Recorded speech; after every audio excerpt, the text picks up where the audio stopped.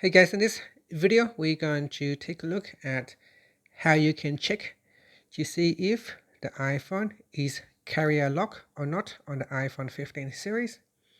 First, let's go back to the home screen by swiping up at the bottom of the screen. And on the home screen, tap on settings. Now in the settings page, scroll down and then tap on general. Next, tap on about. Then scroll down and in here you can see the carrier lock information. At the moment it's a no SIM restrictions.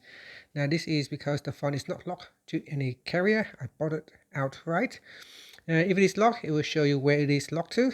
So that is how you can check to see if your phone is locked to a network provider or not. And that's it. Finally, you can swipe up to go back to the home screen. Thank you for watching this video. Please like and subscribe to my channel for more videos.